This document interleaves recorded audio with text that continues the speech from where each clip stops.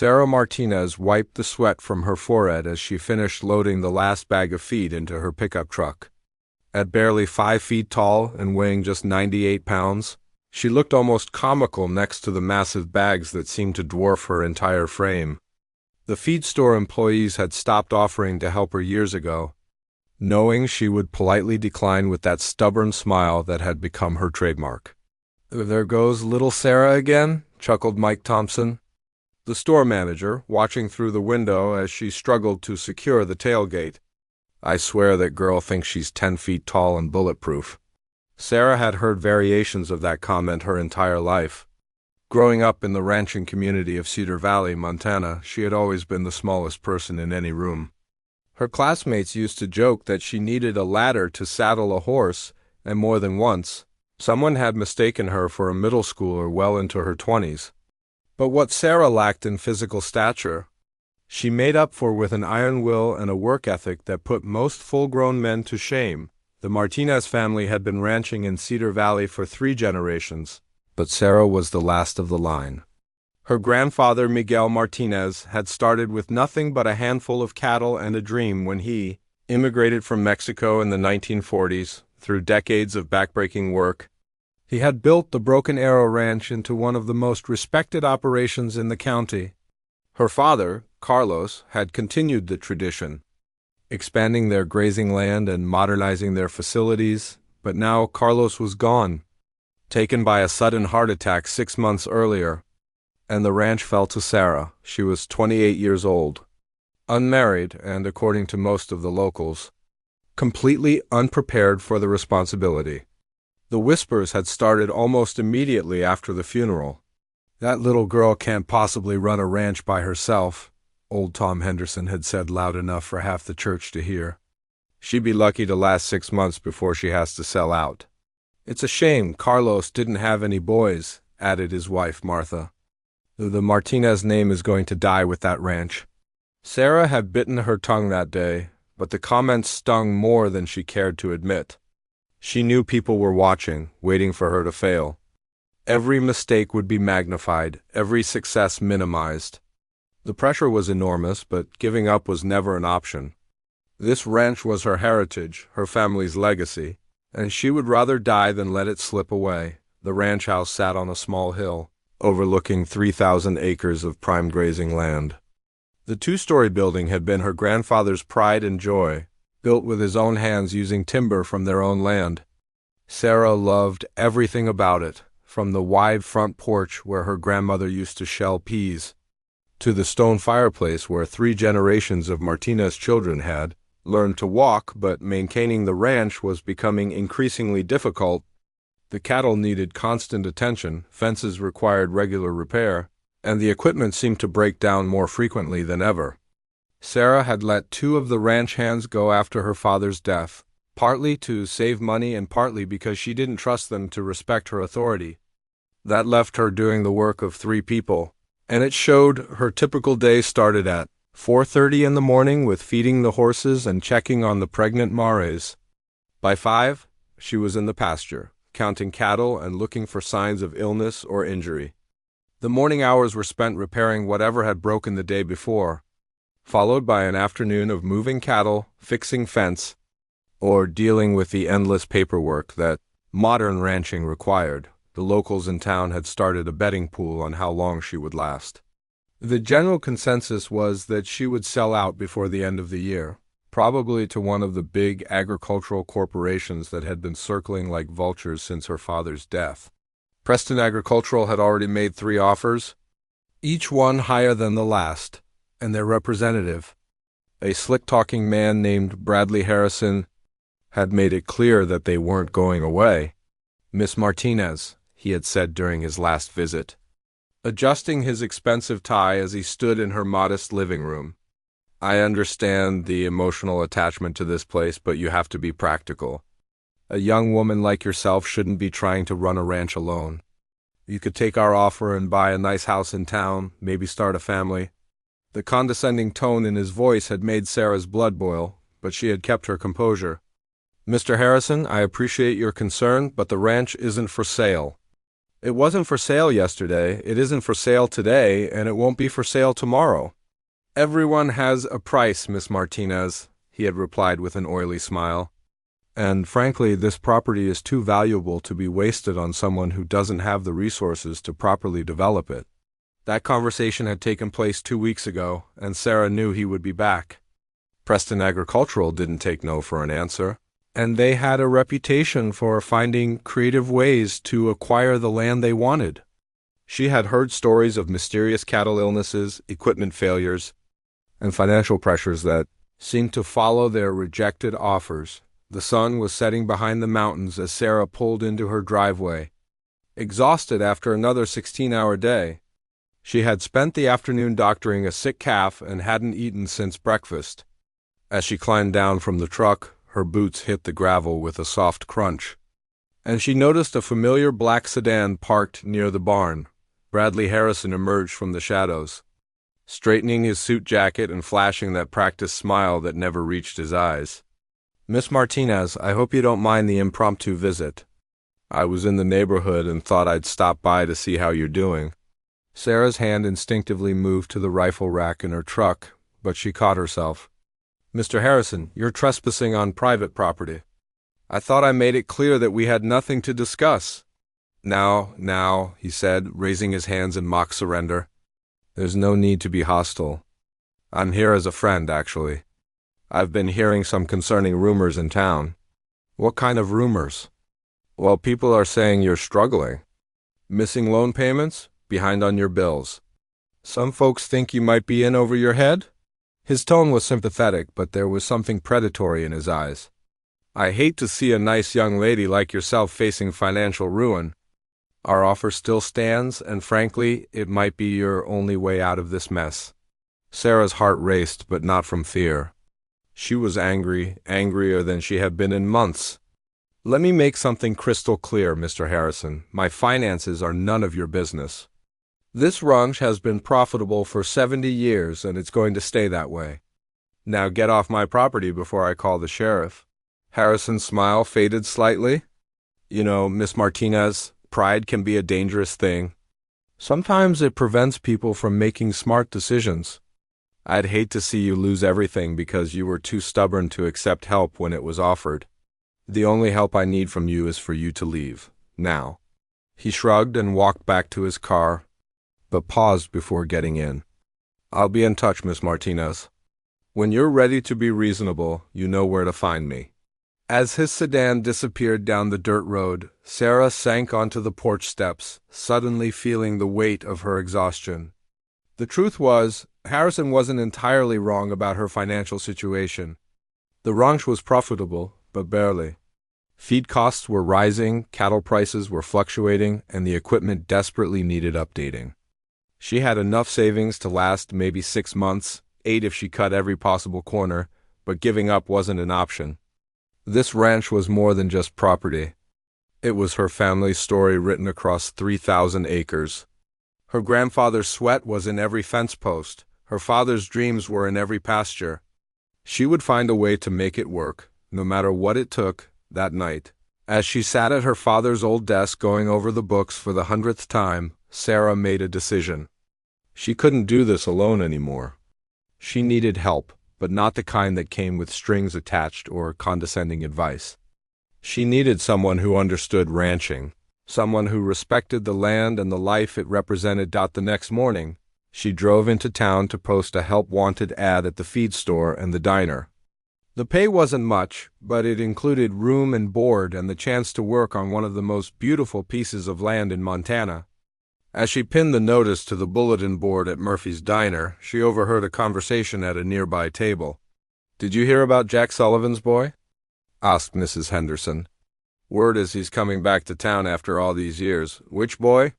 replied her companion. "I thought all the Sullivan kids moved away after their daddy died." "The youngest one, Daniel, he's been working ranches all over the country, made quite a name for himself. Mary Sullivan is beside herself with excitement about having him home." Sarah's ears perked up at the name. She remembered Daniel Sullivan from high school, though he had been 3 years ahead of her. The Sullivan family had owned a small ranch on the other side of the valley until a drought in the late 90s had forced them to sell. Daniel had been known as something of a troublemaker, always getting into fights and pushing boundaries. But he had also been one of the few people who had never made jokes about her size. She vaguely remembered him standing up to Bobby Jenkins one day when the football player had been particularly cruel about her appearance. "Dunlin?" Sarah's Mara snorted and shifted beneath her as she stared down at Daniel Sullivan from the saddle. Even mounted on her horse, they were nearly at eye level, which meant he had grown considerably since high school. The lanky teenager she remembered had filled out into a man with broad shoulders and calloused hands that spoke of years of hard work. His dark hair was longer than it had been in school, curling slightly at the collar of his worn denim shirt. "Daniel Sullivan," she said, trying to keep the surprise out of her voice. "I didn't know you were back in town." "Got in yesterday," he replied, his voice deeper than she remembered, but with the same quiet intensity that had impressed her years ago. "Heard through the grapevine that Carlos passed? I'm sorry for your loss, Sarah. He was a good man." She nodded, touched by the sincerity in his voice. "Thank you. But how did you know I was looking for help?" Daniel gestured toward the help-wanted flyer clutched in his left hand. "Stopped by Murphy's for dinner. Mrs. Murphy mentioned you'd posted this, and that you might be having some trouble with vultures circling the ranch." Sarah dismounted, suddenly feeling self-conscious about the difference in their heights. Even after all these years, she barely came up to his chest. "If you're talking about Preston Agricultural, they're more like persistent mosquitoes than vultures. Annoying but not dangerous." "Mosquitoes can carry diseases," Daniel said with a slight smile. "And from what I hear, Preston has infected more than one family ranch in the last few years." There was something in his tone that made Sarah look at him more carefully. "You know something about them?" "I've worked on 3 ranches that Preston eventually acquired. Same pattern every time. Start with reasonable offers, then apply pressure when those are refused. Equipment breakdowns, livestock problems, mysterious financial difficulties. They're very patient and very thorough." The casual way he said it sent a chill down Sarah's spine. "Are you saying they sabotage people?" "I'm saying they're very good at creating circumstances that make selling seem like the only reasonable option." Daniel's expression darkened. "The last ranch I worked, the Hendricks place in Wyoming, had been in the family for 4 generations. They held out for 2 years before they finally gave in. Lost everything except the money from the sale." Sarah felt a knot forming in her stomach. "What kind of problems are we talking about?" "Feed contamination that killed livestock. Equipment failures that couldn't be explained. Bank loans that suddenly became difficult to renew. Accidents that seemed to happen at the worst possible times." Daniel studied her face carefully. "Have you experienced anything like that?" Sarah thought about the past few months. Her tractor had broken down 3 times, including once during haying season that had cost her a significant portion of her hay crop. 2 of her best breeding cows had died unexpectedly, and the veterinarian had been unable to determine the cause. And just last week her banker had called to discuss restructuring her loan terms. "Maybe," she said quietly. "I thought I was just having a run of bad luck." "Bad luck is losing a horseshoe. When everything starts going wrong at once, that's usually human intervention." Daniel folded the flyer and slipped it into his shirt pocket. "The question is, what are you going to do about it?" Sarah straightened her shoulders, feeling that familiar surge of stubborn determination. "I'm going to keep fighting. This ranch has survived droughts, floods, market crashes, and everything else nature and economics could throw at it. I'm not going to be the Martinez who lets it go." Daniel nodded approvingly. "Good, but you can't fight this alone. Preston has resources and connections that individual ranchers can't match. You need allies. Is that what you're offering?" "An alliance? I'm offering to work for you, if you'll have me. I know ranching, I know cattle, and I know how to spot trouble before it becomes a disaster." Daniel paused, and for a moment the confidence in his voice wavered slightly. "I also know what it's like to lose the family ranch. I'd rather not see it happen again." There was pain in his eyes when he said that, And Sarah remembered hearing about the Sullivan Ranch being sold when she was still in high school. The family had scattered after that, and she had often wondered what had happened to them. "The pay isn't much," she said, testing his sincerity. "Room and board, and whatever I can afford at the end of each month. Some months that might not be anything at all." "Room and board is more than I have right now," Daniel replied. "As for the rest, I'm not doing this for the money." "Then why are you doing it?" Daniel was quiet for a long moment, looking out over the pastures that stretched toward the mountains.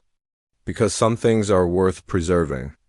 And because I've spent the last 10 years watching good people lose everything while corporations get richer? Maybe it's time somebody fought back." Sarah felt a flutter of hope in her chest, but she forced herself to be practical. She barely knew this man, despite their shared history. For all she knew, he could be working for Preston Agricultural himself, trying to get inside information about her operation. "I'll need references," she said. "And I'll want to call your previous employers." "Fair enough." Daniel reached into his back pocket and pulled out a worn leather wallet. From it, he extracted a folded piece of paper. "Names and phone numbers of my last 3 bosses. Call them tonight if you want. I'll wait." Sarah took the paper and glanced at the names. She recognized one of them, Jim Harrison, who owned a large ranch near Billings. If Daniel had worked for Harrison, he had to be good. Jim Harrison was known for having the highest standards in the state and for paying top dollar for quality help. "Where have you been staying?" she asked. "Truck stop outside town. But don't worry about me. Make your calls, think it over, and give me an answer in the morning. If you decide against hiring me, I'll understand." Something in his tone suggested he was used to disappointment, and Sarah felt an unexpected pang of sympathy. "You can stay in the bunkhouse tonight. It's not much, but it's better than a truck stop." Daniel's expression softened slightly. "I appreciate that. Thank you." As they walked toward the ranch buildings, Sarah found herself studying Daniel out of the corner of her eye. He moved with the easy confidence of someone who was comfortable around livestock and familiar with ranch work. When they passed the corral where her horses were gathered, one of them, a notoriously skittish Murray named Storm, came to the fence and whuffed a greeting. Daniel stopped and extended his hand, letting the Murray catch his scent before gently stroking her neck. "She's beautiful," he said. "Arabian?" "Half Arabian, half quarter horse. She belonged to my father. Most people can't get within 10 feet of her." "Horses are good judges of character," Daniel said simply. But Sarah noticed the way Storm continued to nuzzle his hand. Clearly comfortable with the stranger, the bunkhouse was a small building behind the main barn, originally built to house seasonal workers during roundup and branding. It hadn't been used in over a year, and Sarah felt embarrassed as she opened the door to reveal the dusty interior. "I'll get you some clean sheets and towels," she said, flipping on the lights. "The bathroom is down the hall, and there's a small kitchen if you want to make coffee in the morning." "This is perfect," Daniel said, setting his duffel bag on the narrow bed. "I've stayed in much worse places." Sarah lingered in the doorway, suddenly unsure of herself. Having a man on the ranch, even in the bunkhouse, felt strange after months of living alone. "I usually start work at 5, she said. "But you don't have to. I'll be ready at 4:30, Daniel interrupted gently. "If you're serious about fighting Preston Agricultural, we need to start by making sure your operation is running as efficiently as possible. Every weakness they spot is another weapon they can use against you." After Sarah left to get the bedding, Daniel stood in the small room and looked around thoughtfully. Through the single window, he could see the main house silhouetted against the starlit sky. Lights were on in several windows, and he could picture Sarah inside, probably poring over financial records or planning the next day's work. He had been truthful about his reasons for wanting to help, but not entirely complete. The truth was, he had never forgotten the small, determined girl who had refused to let anyone's cruelty break her spirit. Even in high school, when she was the target of endless teasing about her size, she had carried herself with a dignity that had impressed him. He had often wanted to talk to her, but the social dynamics of high school had made that impossible. She was the smart girl from a respected ranching family. And he was the troublemaker from the wrong side of the valley. Now, seeing her again, he was struck by how little she had changed in some ways and how much in others. She was still tiny, still fierce, but there was a weariness in her eyes that hadn't been there before. The weight of responsibility and loss had marked her, but hadn't broken her. If anything, it seemed to have made her stronger. When Sarah returned with the bedding, she found Daniel examining an old photograph that hung on the bunkhouse wall. It showed a group of ranch hands from the 1960s, including her grandfather as a young man. "That's Miguel Martinez," Daniel said, pointing to the figure in the center. "My grandfather worked with him during Roundup a few times. Said he was the hardest working man he'd ever met, and the most honest. Grandpa Miguel always said that a man's reputation was the only thing he—" 2 weeks after Daniel's arrival, the true scope of Preston Agricultural's interest in the Broken Arrow Ranch became crystal clear. Sarah and Daniel had been working together seamlessly, their partnership growing stronger each day as they tackled the challenges of running the ranch. What had started as a professional relationship was evolving into something deeper. Though neither had acknowledged it openly, Daniel's presence had transformed the daily operations. His experience and keen eye for detail had helped them identify and fix several problems that could have become expensive disasters.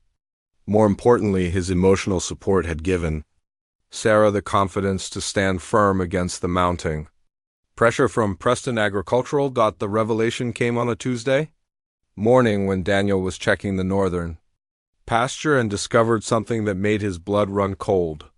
Fresh tire tracks led to a section of fence that had been carefully cut and then loosely restrung, creating the illusion that it was still intact. But what really caught his attention was what lay beyond the damaged fence.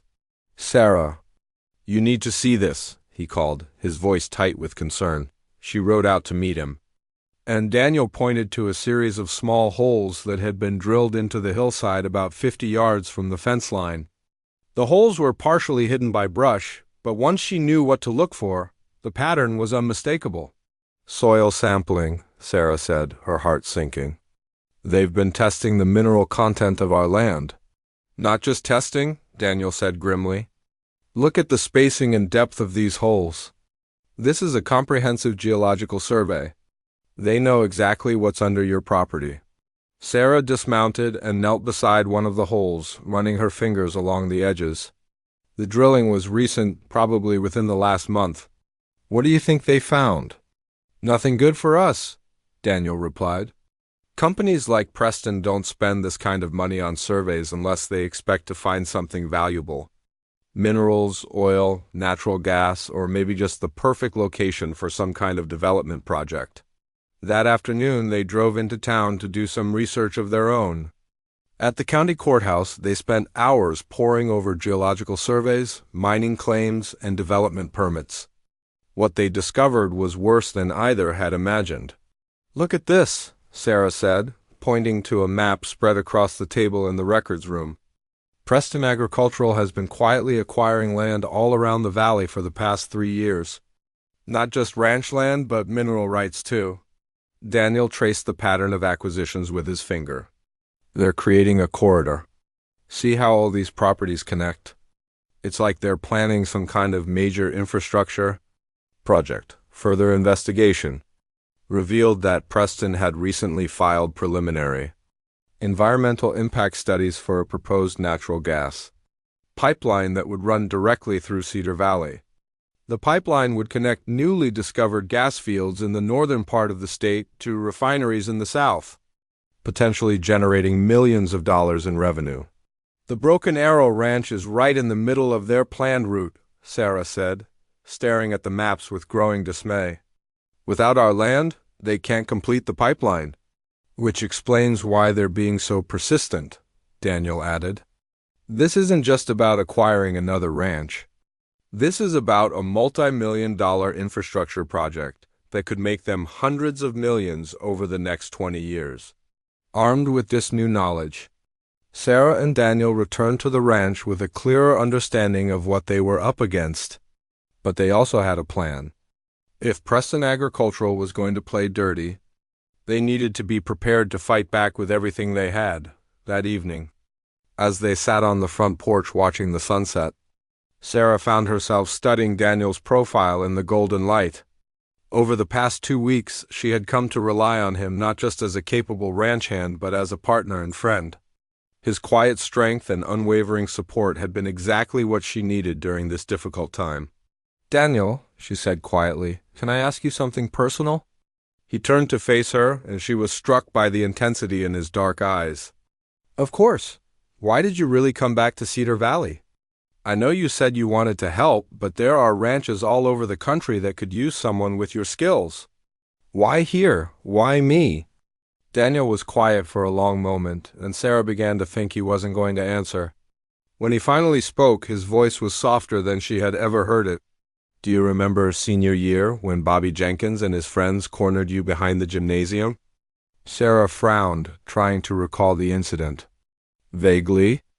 I remember someone stepping in before things got too ugly, but I never knew who it was." "It was me," Daniel said. "I saw what was happening and couldn't just walk away. Bobby was twice your size and had 3 friends with him, but you were standing up to all of them like you weren't afraid of anything. I'd never seen courage like that before." The memory came flooding back to Sarah. Bobby and his friends had been taunting her about her size, suggesting that she wasn't really a woman at all. She had been angry and hurt, but determined not to let them see her cry.